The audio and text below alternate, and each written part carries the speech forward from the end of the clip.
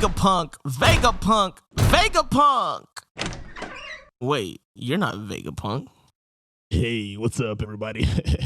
You got the one, the only, man, myth, legend all in one, Beetlejuice here. And it sounded like you were calling my name, but now I see I'm not wanted. So instead of beating a dead horse, no pun intended, I'm gonna go ahead and hand it over to my good friend, SifuThatGuy. And go ahead and take it away.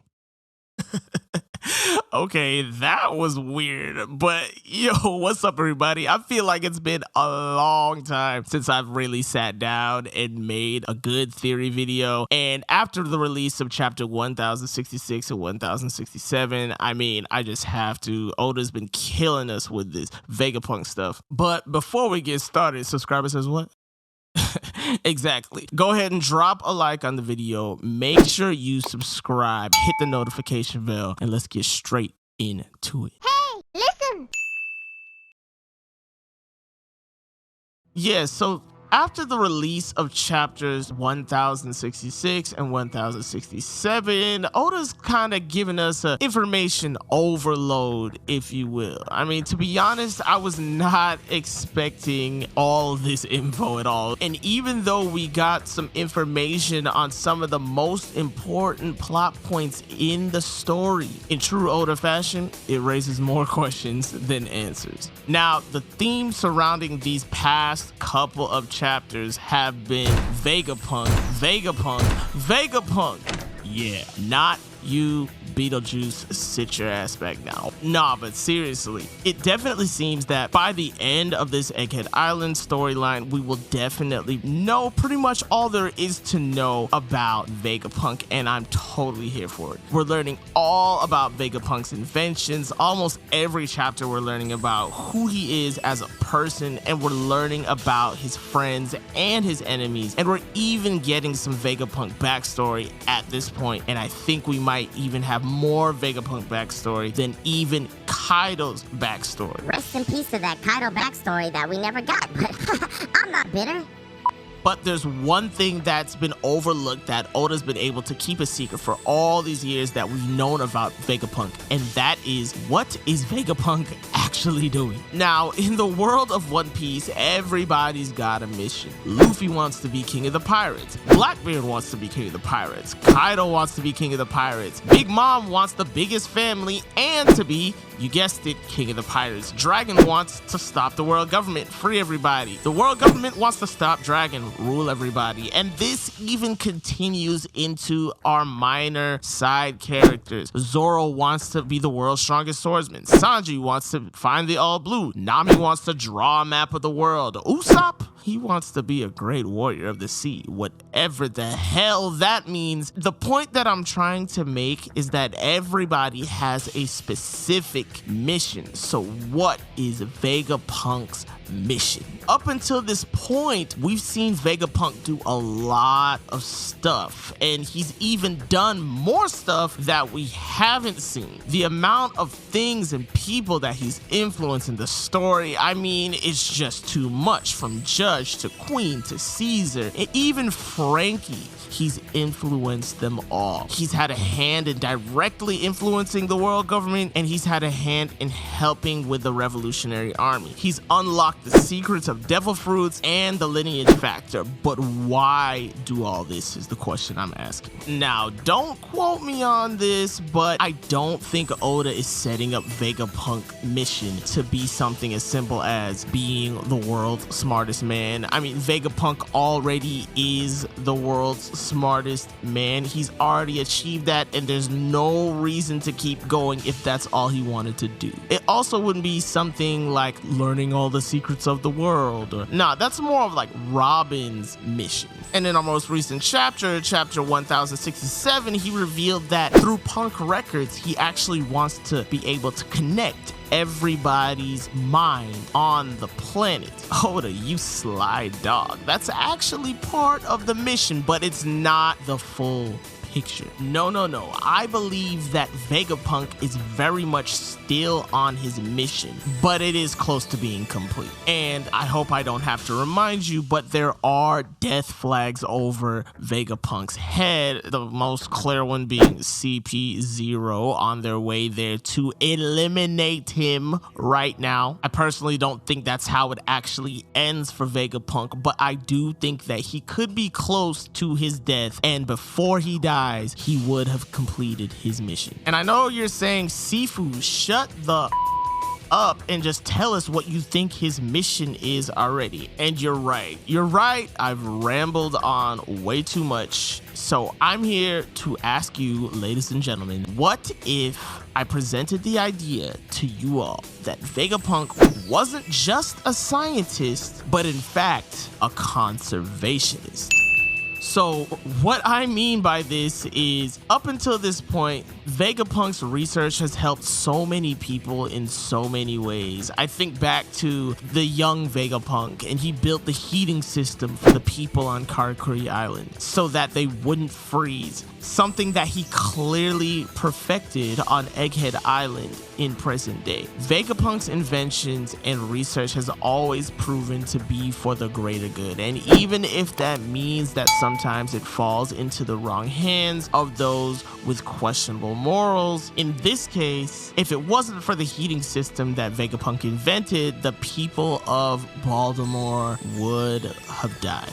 Well, what is a conservationist? A conservationist is a person who acts to preserve the environment and lives. And you might be saying, Sifu, how is Vegapunk a conservationist? And that's what I'm here for. So let's talk about Punk Hazard. The Straw Hats came across what it seems to be 2 dragons. And up until this point, dragons were thought to be extinct in the world of One Piece. But on Punk Hazard, they came across not 1, but 2 dragons. 3 if you count Momonosuke, but we're not going to talk about Momonosuke right this moment. And don't tell me that they consider them failures, because these dragons are clearly actual dragons. They fly, they breathe fire, so they were clearly not failures. But the point that I'm making is that this was an extinct species in the world of One Piece that Vegapunk brought back to life. Another species that's extinct in the world of One Piece that they also studied on Punk Hazard are ancient giants. That's right. Some to believe this to be a superpower in the world of One Piece. We're not talking John Giant or Hajirundi. No. We're talking Oars. We're talking Little Oars Jr. here. That level of giant. These are the types of experiments that they were doing on Punk Hazard that led to the creation of the numbers. This is why the numbers exist. They're all technically, I guess, an ancient giant species come back to life. Now, technically, we don't think that numbers are that strong, but they were strong enough for Kaido to bring him on to his crew, so there was definitely something there. So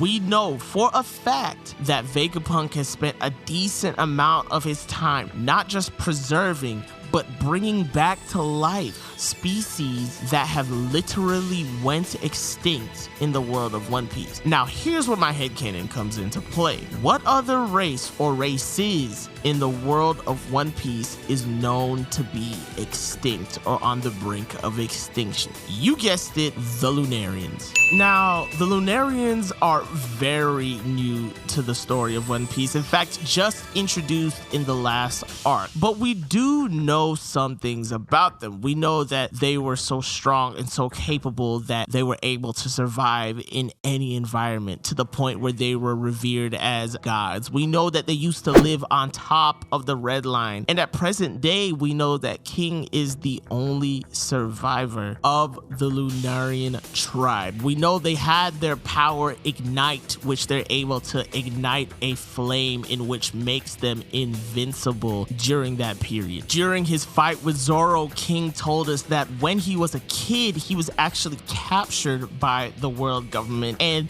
they experimented on him on Punk Hazard. Now, we don't know how extensive the experimentation was before Kaido came and saved King, but we should be able to assume just one tiny thing, and that's that Vegapunk was the one who experimented on King. Now, a lot of you are saying, Sifu, if Vegapunk is experimenting on children, doesn't that make him, evil? And, there is an argument for that. I mean, we do have Lilith, who was a part of Vegapunk's mind, so I definitely think he has an evil side to him, but it's not evil in the sense like what Caesar was doing to those children, that he was trying to turn them into giants against their will, right? It's not like that. But the experiments that he did on King actually led to the restoration of the Lunarian race by forms of the Seraphim.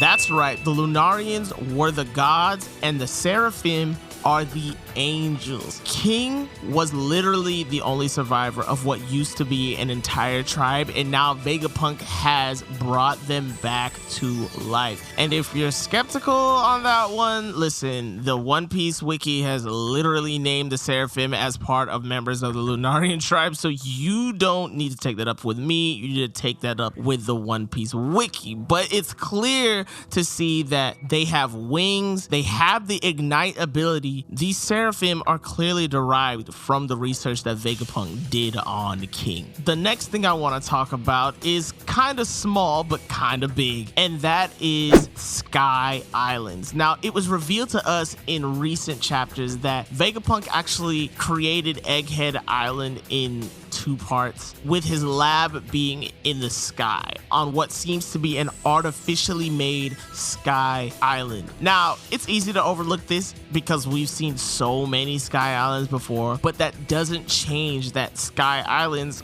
are still kind of rare in the world of One Piece, and Vegapunk can potentially make more. That can literally lead to the expansion of the world of One Piece and also giving homes to displaced Sky Islanders. We know Uruj, and there's literally Sky Islanders that have had their homes destroyed. So it's small, but I just thought I would mention it. Vegapunk is out here making Sky Islands. Now, in chapter 1067, we know that something Vegapunk wants to do is to share his wealth of knowledge with the world. He called it a sea of knowledge, in fact, and he's actively working to use his devil fruit power in order to link all the minds of the world together. But why would you do that? What does the entire world being smarter gain for everybody? I mean, surely being the smartest person in the world gives you the advantage, right? Well, look at it like this. Ignorance breeds fear, and fear leads to people to act on that fear. Therefore, if everyone had knowledge of the ancient kingdom, they wouldn't fear it. If everyone knew about the culture of the Lunarians, there might not be a reason to eradicate them. And if everyone got to know fishmen, they might not discriminate against them. It isn't too different from our world in that if we actually just took the time to get to know each other, there wouldn't be a reason to fear each other. And I believe that is what Vegapunk is trying to achieve. So here's my deal. I'm just gonna come out and say it. I think Vegapunk's dream is to rebuild the ancient kingdom, but this time reinforce it with the vast amount of knowledge he's gained over the years. We've seen that up until this point, it seems like his closest relationship is kind of with Dragon, and I actually am starting to think that their missions go hand in hand. What if I told you that Vegapunk's mission is to restore the world, Dragon's mission is to free the world, and Luffy's mission is to party with the world? Nah, JK, but the first two are definitely a possibility, and it makes sense. Vegapunk is experimenting on and restoring to some degree the ancient giants, dragons, Lunarians, and those are all races and species from the ancient kingdom. And I wouldn't be surprised if we find out in the upcoming chapters that he's somehow experimented on fishmen, that he knows about the three-eyed tribe. I mean, this means that Vegapunk single-handedly has the knowledge and the tools to restore the ancient kingdom. We also know that he has a relationship with Kuma, and we found out recently that Kuma is a part of a race, a special race that we don't actually know. Now, I'm gonna speculate that Kuma is a part of the Lunarian race, but even if he isn't, we already have a Seraphim Kuma, the problem child, as Rob Lucci labeled it a couple chapters ago. So all we have to do is transfer the old Kuma's consciousness to the new Kuma, and boom,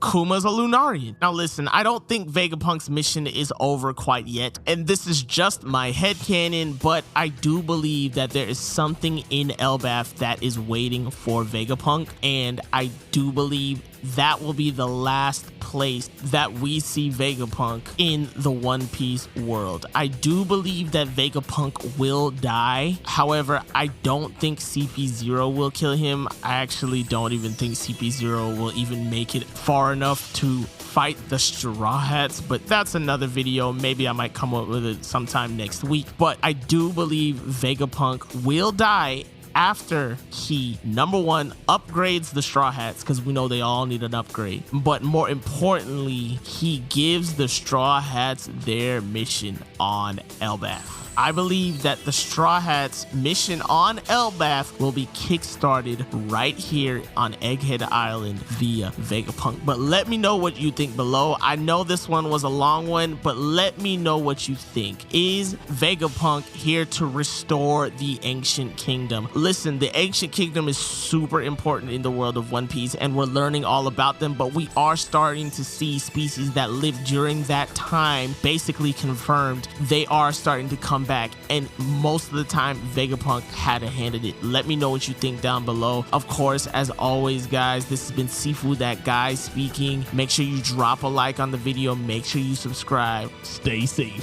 stay healthy, stay clear of them sandworms, and I'll be out of here. Peace.